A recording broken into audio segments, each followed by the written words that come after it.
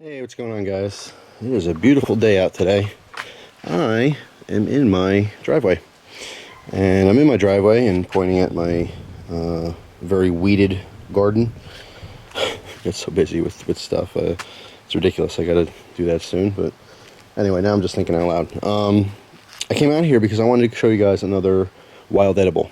All right, now all these wild edible videos are purely for entertainment. I would be very, very hurt if I heard someone got sick because they watched a video of mine and ate something they shouldn't have.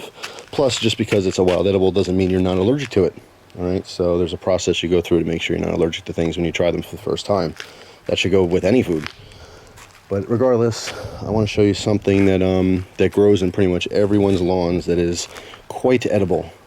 Just like the dandelion, which is a unique plant that the entire thing is edible from top to bottom, the flower to the roots, the whole thing's edible. This plant, which I guess I can't keep you in suspense because I forgot about the title. So what we're talking about here is clover. I'm going to look for some. It's in everyone's lawn. My lawn needs to be cut. And here's some clover. This is some red clover. You'll see these flowers pop up everywhere. All right, the flowers, it's called red clover, but I've never seen a real red flower.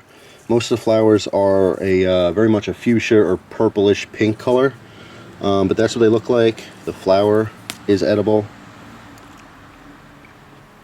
It has kind of like the taste is kind of like a string bean a little bit, not necessarily like bean flavor, but just a green plant flavor. The flowers to me are a little bit dry, usually. They dry the mouth out a little bit.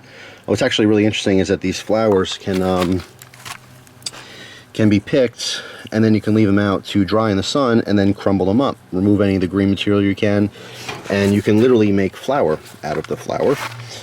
By drying it, crumbling it, you'll have a powder substance which you can use like you would white flour or, you know, brown flour. You can make breads out of it, cakes, all kinds of stuff.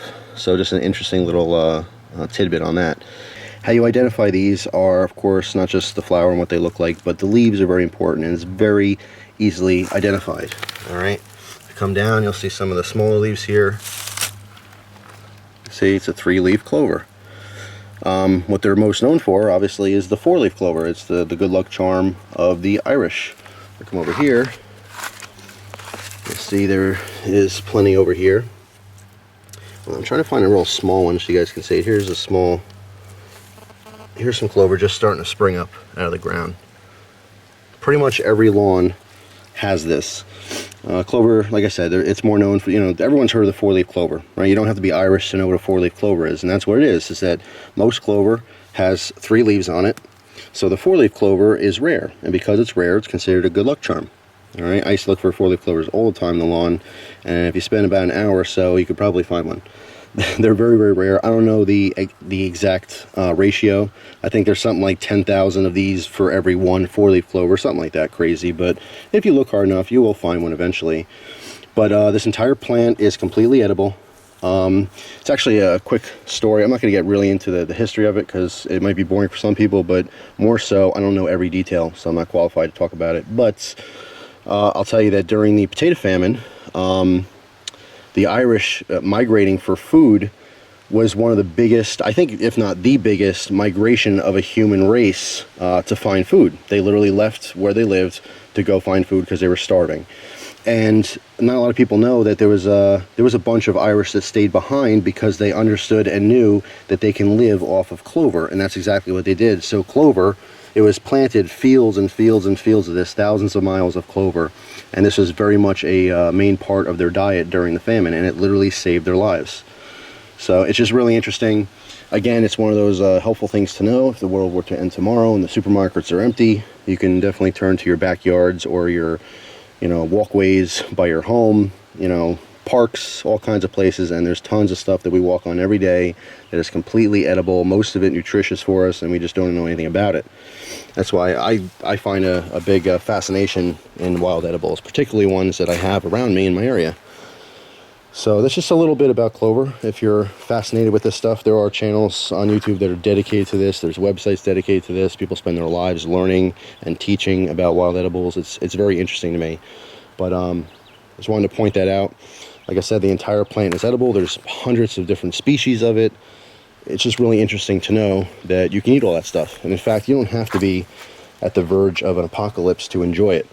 You can take all the green parts of it, the stalks, the leaves. You could put them in soups, salads, all kinds of stuff to kind of bulk up your edibles. And not to mention, it's free everywhere. So hopefully you guys enjoyed this video. Again, I'm no expert on this stuff. If you want more information, do some searching. 2 seconds on Google will bring you to a cool video or a cool website. You can learn all about it in depth. Something that I can't do for you. But I did want to kind of open this world up to people who've never really thought of it before. But everywhere we go, there's free food.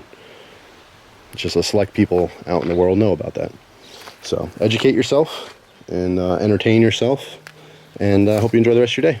Thanks for watching, and I'll see you soon. Take care, guys.